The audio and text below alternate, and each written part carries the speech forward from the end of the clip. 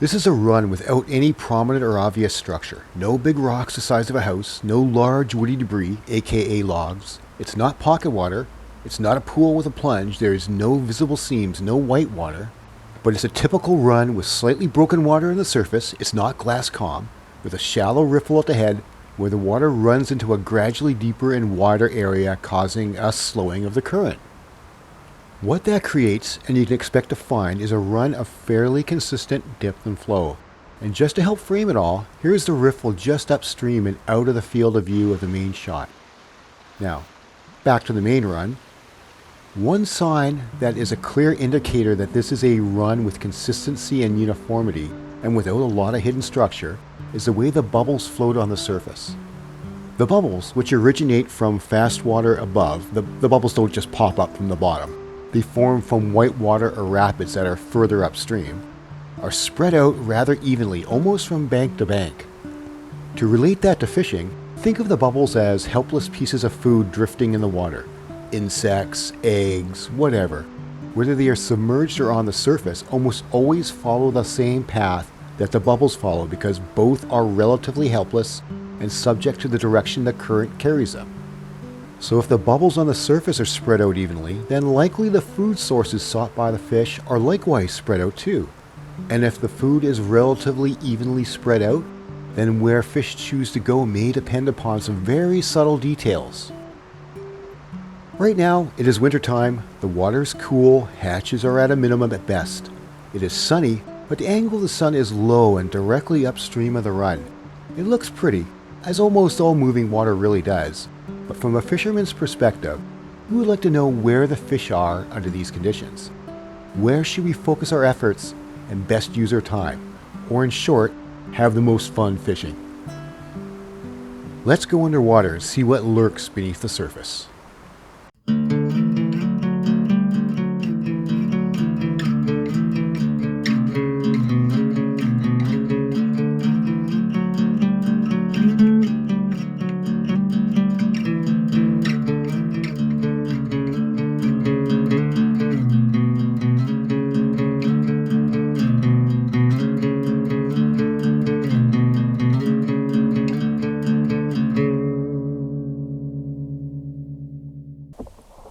We'll start by scanning the head of the run, closer to the riffle.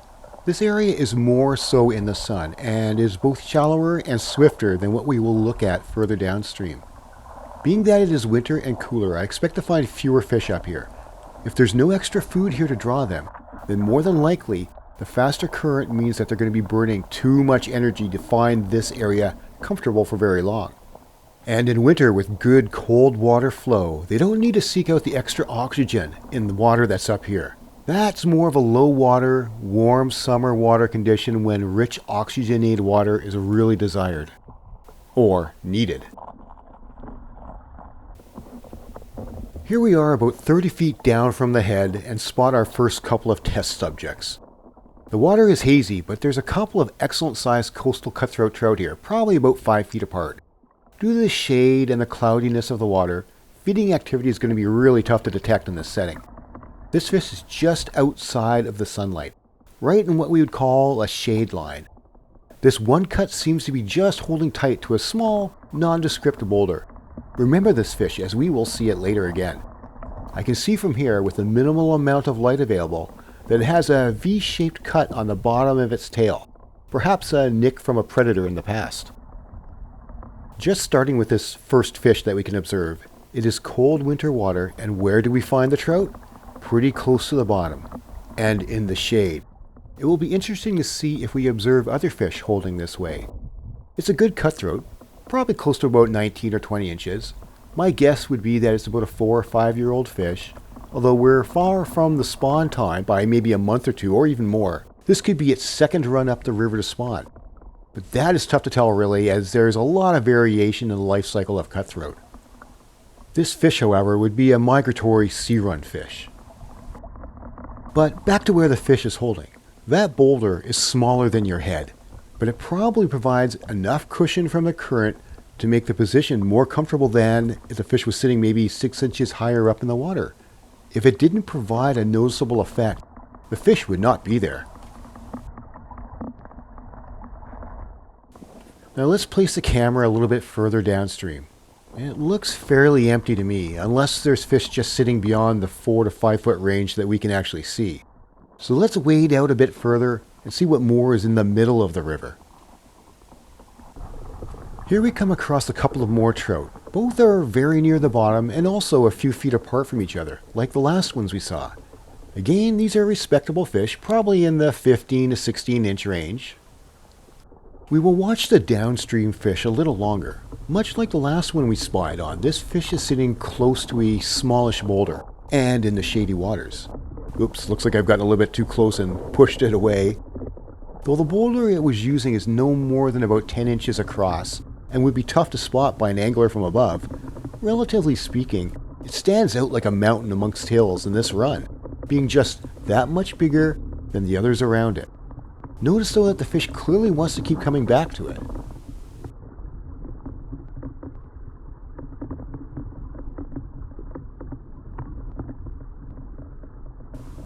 And again it comes back.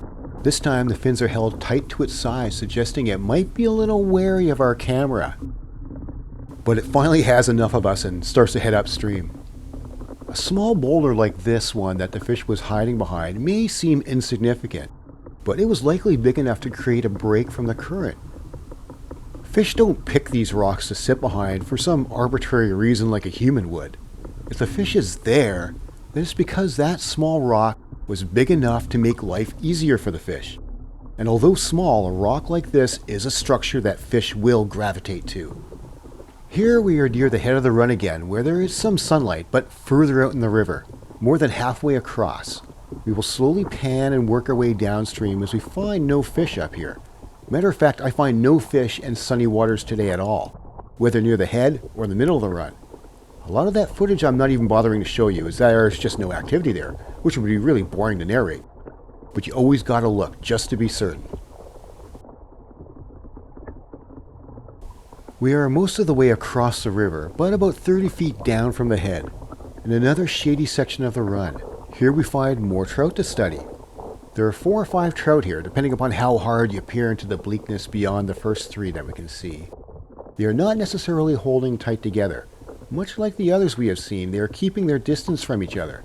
Similarly, each also seems to have its own small boulder to hide behind, emphasizing the importance of that type of structure. I stay with this group a little longer when they move upstream about 5 feet. They've moved further away from their boulders now, and you can see they are working harder in the current because of it. A lot more side-to-side movement. It could be that I've made them a little bit more cautious following them with my camera. This guy here, if you can see, has the top tip of its tail missing. You don't see that often.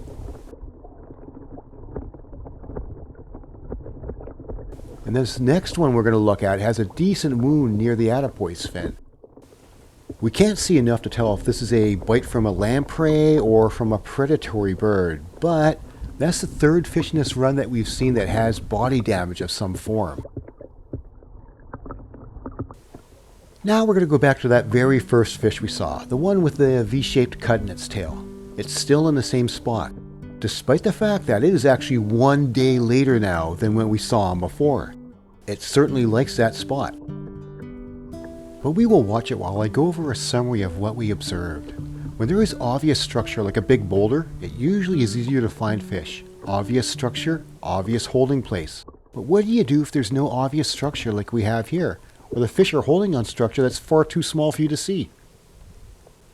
What we saw in this video was that trout will readily sit by a small rock on the bottom as long as that rock is marginally bigger than those around it. The rock just has to be big enough so that it interferes with the water currents. It doesn't take much. A rock the size of a cantaloupe is big enough. Trouble is, rocks that small, although easily found by a fish, are much more difficult for us as anglers to locate. Matter of fact, you pretty much can't in most situations, and that has implications as to how we're going to fish such water. This is where the process of gridding off the water into sections becomes more important. Since the fish can be anywhere, your best approach is to cover everywhere. The most effective way to do that is to make sure you drift your fly through every piece of water. That increases your chances of finding fish. The most straightforward way to do that is to picture imaginary lines up and down the river, maybe 2 feet wide. The precise size of the grid can depend upon water temperatures, the method you are fishing, etc., but the purpose is to help you cover the water thoroughly. If you visualize these grids, it minimizes the chances you will miss something. The objective is to make sure you present your fly adequately in each one of those sections. Cover one, then move to the next. Now, that can be a lot of water to cover.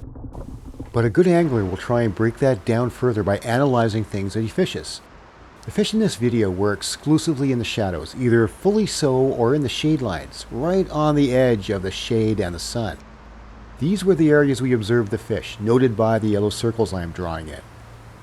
There were no fish in the sunlight, but we found about 10 fish in the shade, all spread out.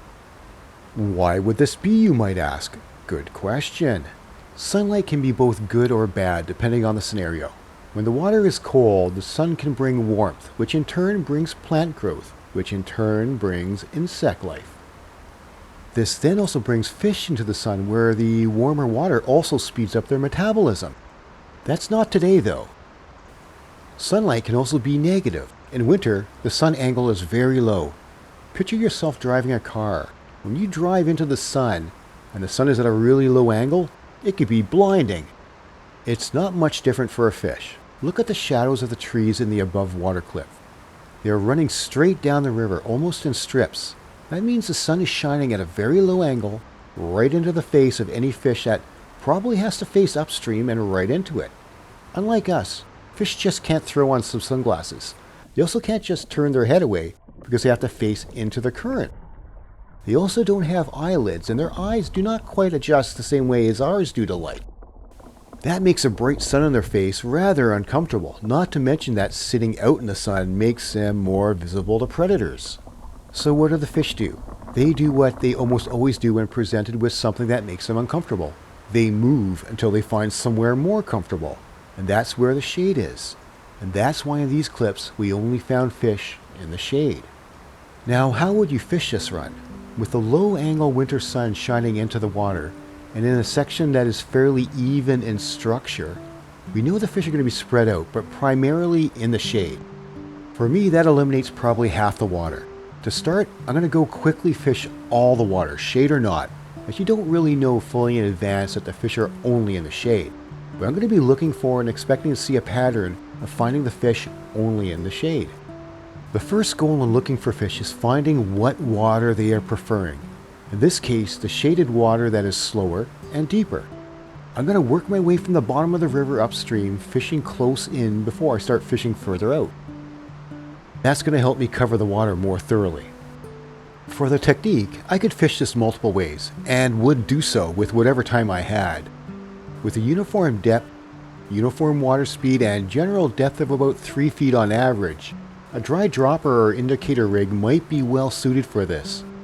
It allows you to cover lots of water with long drifts, and excels best when the depth is consistent. This can make the best use of your time, and sometimes we need all the help we can get to maximize our time on the water and catch more fish. However, I would also plan to Euro nymph the water. Although an indicator approach will cover lots of water fast, Euro nymphing is going to be better at getting your flies down to the bottom where the fish are hugging the rocks. When the water gets below about 7 degrees Celsius, many fish get rather stubborn. Even if I was able to do well with an indicator approach, I would make sure to follow up with a Euro nymphed rig to make sure I pulled those stubborn fish from the bottom where they may not be moving from. Anyways, I hope you enjoyed this video today, found it informative, and you will join me next time. Thank you for watching.